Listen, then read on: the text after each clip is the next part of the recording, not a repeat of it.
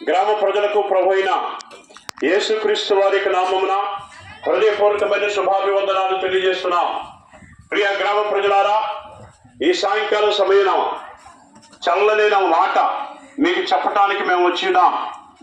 మనిషి ప్రొద్దున లేచింది మొదలుకొని రాత్రి పండుకునేంత వరకు ఎన్నో మాటలు వింటాడు. కొన్ని మాటలు కలవరాన్ని రేపుతాయి, మరికొన్ని మాటలు లేని బాధలు తెప్పిస్తాయి, మరికొన్ని మాటలు దుఃఖాన్ని కలిగిస్తాయి, మరికొన్ని మాటలు నెమ్మది లేకుండా చేస్తాయి.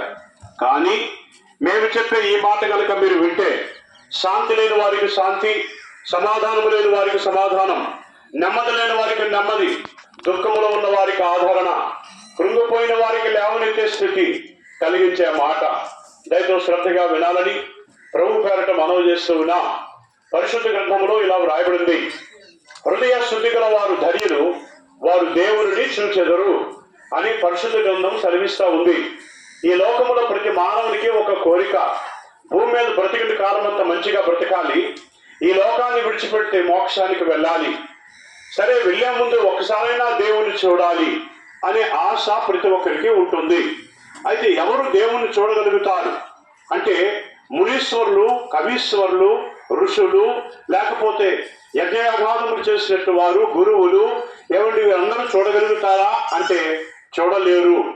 ఎవరు చూడగలుగుతారంటే హృదయ శుద్ధి గల వారు ధన్యులు, వారు దేవుని చూచెదరు అని వ్రాయబడింది. భలే ఉందండి. ఈ లోకములో చాలా రకాల శుద్ధులు చూసాం, కానీ హృదయం ఎట్లా శుద్ధి అవుతుంది అంటారేమో. ప్రొద్దున లేచింది మొదలుకొని మానవుడు లేచినట్లనే కంటి శుద్ధి చేస్తాడు, ఏమండి, ఆ తర్వాత పంటి శుద్ధి చేస్తాడు, ఆ తర్వాత ఒంటి శుద్ధి చేస్తాడు, ఆ తర్వాత ఇంటి శుద్ధి చేస్తాడు, ఆ తర్వాత వస్త్ర శుద్ధి చేస్తాడు. ఇలాగ రకరకాల శుద్ధులు చేసుకుంటాడు. మంచిది, కాదనట్లేదు. ప్రియమైన వాళ్ళని జాగ్రత్త గమనించండి. అయితే హృదయం అనేది ఎలా శుద్ధి కాగలుగుతుంది? వస్త్రాలు శుద్ధి కావాలంటే సబ్బు కావాలి, ఉతకాలి, బాగానే ఉంది. దేహం శుద్ధి కావాలంటే సబ్బు కావాలి, స్నానం చేయాలి, బాగానే ఉంది. ప్రియులారా, మరి హృదయం అనేది ఎలా శుద్ధి కలుగుతుంది? ఇంటి శుద్ధి కావాలంటే చక్కగా సరఫు నీరేసి కడిగితే శుద్ధి అయిపోతుంది. పంటి శుద్ధి కావాలంటే బ్రష్ పందుపుల్లో చేస్తే అయిపోతుంది.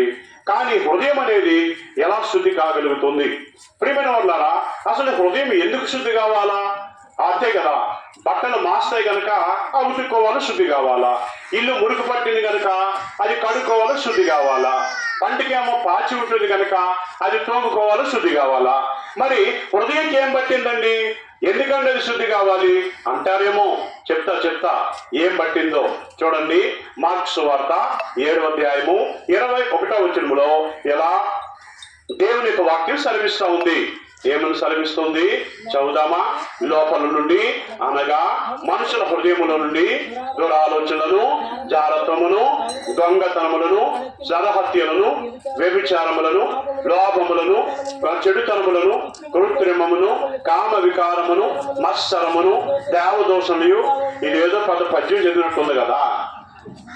ఇన్ని ఉన్నాయి హృదయంలో. అరే మేము ఎప్పుడు చూడలేదు కనుకనే చెప్తున్నాం. మరి చూస్తే మాకు తెలిసిలేండి, మీరు వెళ్ళిపోండి అనరా మీరు. కనుక ఇవి లోపల ఉంటే కనబడవి. అర్థమైందా? అంతేకాదండి, దేవుని వాక్యం ఏం చెప్తుందో తెలుసా?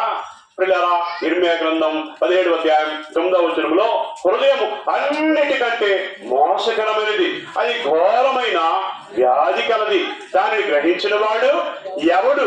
ఎంత మోసమో తెలిసే హృదయం. రియల్ గా జరిగిన ఒక స్టోరీ చెప్తా వినండి.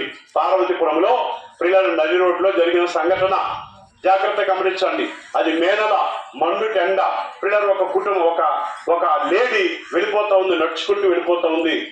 మరి మనకి సంఖ్యను సంచేసుకోవడం అలవాటు కదా, కనుక హ్యాండ్ బ్యాగ్ అంటారు కదా, వేస్తూ వెళ్ళిపోతా ఉంది. ఈలో ఒక దొంగోడు చూశాడు, ఒక ఇంత కడ్డీ తీశాడు, అలాగ నడుస్తూ వెళ్తూ జారిపోయినట్టు తీశాడు. కింద పడిపోయిందంటే, కింద పడగానే మనసు దేని మీద ఉంటుంది? అబ్బో, కడ్డీ మీద పడింది అనమాట. అది దగదగా మెరుస్తూ ఉంటే ఆమె టక్కన ఉంది. ఇలాగ ముందుకు వెళ్ళినట్లుగానే వెళ్ళాడు అన్నాడు. నేను చూశాను అన్నాడు. నాదంటున్నాడు. సరే, మన ఇద్దరు గొడవద్దు, ఇది కనుక బయటికి తెలిసిందంటే పోలీసులు వస్తారు, నీకు చందదు నాకు చందదు, వాళ్ళు తీసుకుంటారు. అయితే ఏం చేద్దాం? నీ మెడలో ఉన్న నెక్లెస్ ఇచ్చిస్తే ఇది నీకు ఇచ్చేస్తా, నువ్వు వెళ్ళేసి షాప్కి వెళ్తావు, ఎక్కడికి వెళ్తావు, ఎంత కడ్డీ అది, అర్థమైందా? బిస్కెట్ లాగుంది అది. అమ్మో, ఆడోళ్ళకి అత్యాశ ఎక్కువ కదా అంటే ఎవరికి చెప్పలేదండి. ఏమన్నా మూడో కంటికి తెలియకుండా తీసేసి ఇచ్చేసింది అంతే. ఇవ్వగానే మనోడు పరవరు అయిపోయినాడు. చక్కగా షాప్కి వెళ్ళింది.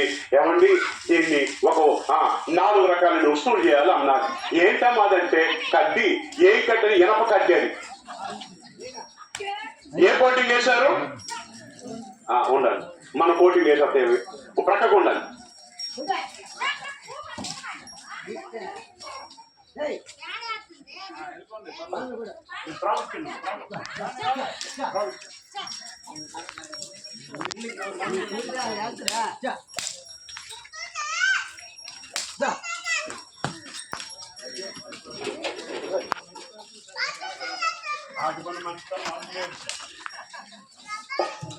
చాలా సంతోషం.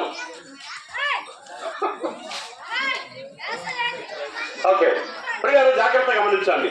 ఇప్పుడు ఎందుకు మాట చెప్తున్నాను తెలుసా? ఆమెను ఎవరు మోసం చేశారు? ముందు దొంగోడు అంతేనా? కాదండి, తన హృదయమో మోసం చేసింది. అర్థమైందా? దురాశ దుఃఖానికి చేటు. నాకు తెలుసు కదా, బంగారు బాతుకుంటు కదా, చిన్నప్పుడు చదువుకున్నాం, చాలా మందికి తెలుసు. అదే రోజుకు బంగారం గుడ్డు పెడుతుందంట. ఇది అనుకున్నట్టు రోజు ఇదేంటి బాధ, కొట్టుకెళ్ళడం అమ్మడం. ఏమండి ఇది అంతేముంది, ఒక్కసారి కోసిస్తే బంగారం గుడ్లు ఎల్లా వచ్చేస్తాయి కనుక ఒకేసారి కోటీశ్వరుడు అయిపోదాం అనుకున్నాడట. అర్థమైందా? అందుకు ఉట్టికి సెడే సట్టికి సెడే. అర్థమైందా? ఏంటి ఉట్టికి సైడ్ సట్టికి సైడ్ అంటే మీకు తెలుసా? ఒక ఆయన స్పీడ్గా వెళ్ళాడంటే ఎక్కడికి, ఆ యొక్క కిరాణా షాప్కి వెళ్ళాడంట. ఆ దినాల కింద మట్టు గిన్నెలు ఉండేవి. మీకు ఎంతమంది తెలుసు? అందరికీ తెలిసి ఉంటాయి. మట్టు గిన్నెలు ఉండేవి, కింద మట్టు. అది అమ్మన్నది, ఒరే కేజీ నూనె తీసుకురా అన్నది. ఎంత? కేజీ నూనె తీసుకురా అన్నా. కరెక్ట్ కేజీ పడుతుంది. వీడు చాలా నాలుగు తెలివైనడు అనమాట. కొసర వేట్ అన్నాడు.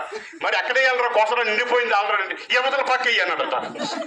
ఎవతల ప్రక్క ఈ మట్లోనే వెయ్యి అన్నాడట. వీళ్ళు వేసేసరికి ఇది ఒలిగిపోయాయి. ఒలిగిపోతుంది ఇది చెప్పాడట. ఒట్టికే సరే అంటే సట్టికి సరే, రెండు కూడా పోయినాయి. అసలు లేదు, కొసరా లేదన్నమాట. కనుక మనిషి యొక్క మనసు మోసకరమైనది, హృదయము మోసకరమైనది. ప్రియులారా, జాగ్రత్తగా గమనించండి. ఆమె మరో ఆక షాప్కి వెళ్ళింది. షాప్కి వెళ్ళి అంటుంది, అయ్యా బంగారం చేయించండి అన్నది. కనుక ఎవరినీకి ఇది ఇచ్చాడు, జైలు పెట్టి. ఎలా అంటున్నాడు ఆయన అంటే, బాబు అలగంటని పెట్టి ఇది బంగారం ముక్క, నీకు బంగారం ముక్క అని ఎవడు చెప్పాడు అన్నాడు. పోలీసులకు ఫోన్ చేయమంటావా అన్నాడు. బాబోయ్ అంత పని చేయదు, నన్ను జైల్లో పెట్టదు. కాముగా వెళ్ళిపోయింది.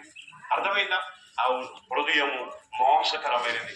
ప్రియా స్నేహితులారా, అయితే ఇట్లాంటి ఏమండి 13 రకాల దుర్గంధములతో నింపబడిన ఇట్లాంటి మోసకరమైన హృదయాన్ని దేవుడు కోరుతున్నాడు.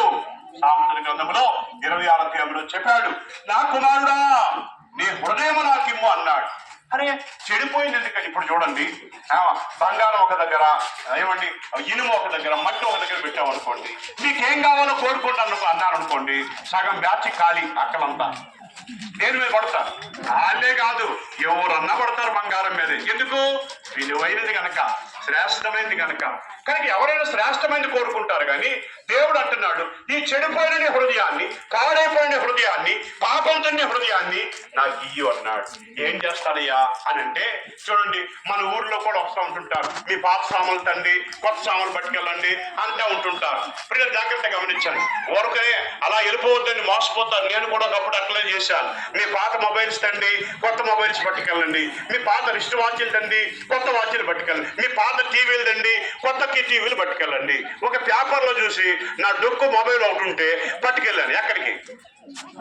80 రూపాయలు ఛార్జీ కట్టుకుని విజయనగరం పట్టుకెళ్ళాను. బిక్సీ అది మళ్ళీ బిక్సీకి వెళ్ళాను. చెమటలు ఎక్కిపోయాడు. చూసాడు, అవతారం మొత్తం చూశాడు. ఇది ఎక్కడో పల్లెటూరు నుంచి వచ్చి నువ్వు అర్రాన్నట్టు గ్రహించేశాడు. ఏం బాబు అన్నాడు. అదే పాత మొబైల్ తెచ్చాడు, కొత్తది ఇవ్వండి అన్నాడు. ఏంటి నా దగ్గర దేశం అంటున్నాడు ఆయన. అదేంటి పేపర్లు వేశారు కదంటే, నీ మొబైల్కి 300 ఇస్తాను, నా మొబైల్కి 3000 అన్నాడు ఆయన.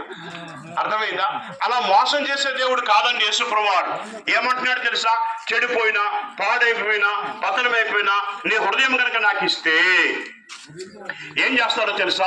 యెహెజ్కేలు గ్రంథం 36వ అధ్యాయం 26వ వచనములో, నూతన హృదయం నీకు ఇచ్చెదను, నూతన స్వభావం నేను కలుగు చేసేదను, రాతి గుండె నీలోని తీసివేదను, మాంస గుండె నీకు ఇచ్చెదను, నా కట్టడలు అనుసరించేవానిగా, నా ఆజ్ఞలను గైకొని వానిగా చేస్తాను అని ప్రభు చెప్పాడు. ఆహా, ఎంత మంచి దేవుడు. ప్రియా స్నేహితులారా, అవును, ఆ హృదయాన్ని యేసుక్రీస్తు ప్రభువారికి ఇస్తే నూతన హృదయంగా చేస్తాడు. ఎలా చేస్తాడో తెలుసా? అవునండి, బట్టలు ఉతికితే తెల్లగా అవుతాయి, ఏమండి ఇల్లు కడిగితే మరి మురికి అంతా పోతుంది, బాగానే ఉంది. స్నానం చేస్తే మురికి పోతుంది. మరి హృదయాన్ని ఎట్లా అండి, ఈ పాపం తిన్న హృదయాన్ని ఎట్లా శుద్ధి చేస్తారంటే, పరిశుద్ధ గ్రంథంలో వ్రాయబడింది, యోహాను రాసిన మొదటి పత్రిక 1:7 యేసు రక్తము ప్రతి పాపము నుండి మనలను పవిత్రులనుగా చేయను. హల్లెలూయా. యేసు రక్తమే నిన్ను పవిత్రపరిచేది, యేసు రక్తమే నిన్ను శుద్ధి చేసేది, యేసు రక్తమే నిన్ను తెలుపు చేసేది. ప్రియమైన వాళ్ళని జాగ్రత్తగా గమనించండి. రండి, మన వివాదము తీర్చుకుందాము. మీ యొక్క పాపములు రక్తములు ఎర్రనవైనను హిమము వలె తెల్లగా చేసేదను. అర్థం, మీ దోషములు కెంపు వలె తెల్లవైనను అవి హిమం వలె ఏం చేస్తాను, నేను తెల్లగా చేస్తాను అని చెప్పాడు ఆయన. ప్రియా స్నేహితులారా, జాగ్రత్తగా గమనించండి. కనుక నేడే మంచి తరుణం. ప్రియారా, ఈ యొక్క తరుణాన్ని పోగొట్టుకుంటే మరుగు తరుణం నీకు రాకపోవచ్చు. అందుకని ఉన్న చోటను ఉన్న పాటున ప్రభువైన యేసు నా హృదయంలోనికి రా అంటే నీలోనికి వస్తాడైనా. అందుకే ప్రకటన గ్రంథంలో 3:20 చెప్పాడు, ఏమని? ఇదిగో తలుపు యొద్ద నిలుచుని తట్టుచున్నాను, ఎవడైనను నా స్వరము విని తలుపు తీసిన యెడల అతని యొద్దకు నేను వచ్చి నాతో అతనితో నేను కలిసి భోజనము చేయను. తలుపు తట్టుతున్నాడు. హృదయం అనే తలుపు తెరిస్తే నీలో ప్రవేశిస్తాడు. నీ జన్మ ధన్యమైపోతుంది. సంతోషంతో ఆనందంతో నింపుతాడు. నీలో నాలో ఉన్న పాపాలన్నీ కూడా తొలగిపోతాయి. 1991 ఏప్రిల్ 13వ తారీఖున నా హృదయాన్ని తెరిచాను, నాలోనికి వచ్చాడు, నా జన్మను ధన్యం చేశాడు. కనుకనే ఈ రోజు ఈ వార్త చెబుతా ఉన్నాను. ప్రియమైన వాళ్ళారా, మీరు కూడా సత్యాన్ని నమ్మండి, విశ్వసించండి, నిత్య జీవానికి వారసులు కండి. మాకొద్దని తృణీకరిస్తే భయంకరమైన ఆరని అగ్ని. ప్రియారా, ఆ యొక్క బ్రతుకుదామంటే సుఖమనదు, సజదామంటే చావు లేని భయంకరమైన స్థలం ఒకటి ఉంది. అదే పాతాళం. దాన్ని యమగుండం అంటారు, దాన్ని నరకం అంటారు. ఆ నరకములో దేవుని చేత సృజింపబడిన వారమైన ఎవరము కూడా ఉండకూడదు అన్నదే దేవుని ఉద్దేశం. అందుకే ఈ వార్త ప్రకటించాడు. నువ్వు నమ్మి విశ్వసించినట్లయితే ఆ నరకాన్ని, పాతాళాన్ని తప్పించుకుంటావు, మోక్షానికి, వైకుంఠానికి వారసులు కాగలుగుతావు. ఇంకా మీరు ఎక్కువగా తెలుసుకుని కోరిన యెడల మీ సమీపంలో మందిరానికి వెళ్ళండి, సత్యాన్ని తెలుసుకోండి, నిత్య జీవానికి వారసులు కండి. దేవుడు ఈ మాటలు ఆశీర్వదించునుగాక. ఆమేన్. ప్రార్థన చేసుకుందాం. మోకరించండి, ప్రార్థన చేసుకుందాం. కళ్ళు మూసుకోండి. శ్రీకాకుళం నుంచి వచ్చిన దైవ సేవకురాలు వచ్చి ప్రార్థన చేస్తారు. శ్రీకాకుళం నుంచి వచ్చిన దైవ సేవకురాలు వచ్చి ప్రార్థన చేస్తారు.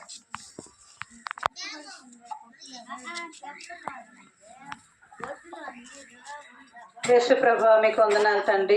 పరిశుద్ధుడా, మీకు స్తోత్రాలు చెల్లించుకుంటున్నాం తండ్రి. సాయంత్రకాల సమయంలో నాయన, ఈరోజు ఉదయం నుంచి ఇప్పటి వరకు నీ పరిశుద్ధమైన పనిలో, పరిచర్యలో దేవా, ఏదైనా కార్యక్రమం అంత అద్భుతమైన విధంగా మీరు జరిగించారు. నీకు వందనాలు తండ్రి. ఇప్పుడు కూడా ఈ యొక్క గ్రామంలో నాయన తండ్రి, మీ దాసులంతో భారముగా ప్రకటించిన సువార్త అనేకులు విన్నారయ్యా. విన్న ప్రతి హృదయాన్ని మీరు తాకమని ప్రార్థన చేస్తున్నాం ప్రభా. ప్రతి హృదయాన్ని మీరు మార్చమని ప్రార్థన చేస్తున్నాం ప్రభా.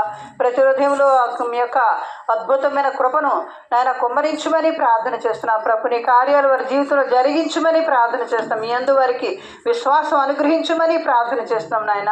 వారి జీవితాల్లో నెమ్మది దయచేయండి నాయన. వారి జీవితంలో ప్రశాంతత దయచేయండి ప్రభు. అనేక మంది జీవితాల్లో నెమ్మది లేక, ప్రశాంతత లేక, రక్షణ లేక నాయన పాప శాపాల్లో నశించిపోతున్నారు. దుఃఖంలో, వేదనలో, కన్నీటిలో, కలవరాల్లో కృంగిపోతున్నారు అయ్యా. అలసిపోతుంది నాయన. అయ్యా తను మా ప్రపంచం నాయన నశించిపోతుంది ప్రభు. మీరు రక్షించండి అయ్యా. రక్షణ లేక నశించిపోతున్న నాయన ఈ గ్రామస్తులందరి కోసం కూడా మేము ప్రార్థన చేస్తున్నాం ప్రభు. ఈ దిన పరిచర్య అయ్యా, ఈ సేవను అనేక హృదయాలు ఫలించినట్లు కృప చూపించమని ప్రార్థన చేస్తున్నాను తండ్రి. మీరే నాయన గ్రామానికి క్షేమం దయచేయండి. ఈ గ్రామ పాడి పంటలు దీవించండి. ఈ గ్రామంలో ఉన్న ప్రతి పశువులను కూడా మీరు దీవించండి. ప్రతి వ్యక్తులు దీవించండి. ప్రతి కుటుంబంలో సమాధానం దయచేయండి, రక్షణ దయచేయండి నాయన. ప్రతి కుటుంబం కూడా యేసునందు రక్షణ నందని వారి హృదయాల్లో విశ్వసించినట్లు గొప్ప అద్భుతమైన విశ్వాసం వారి హృదయాల్లో దయచేయండి.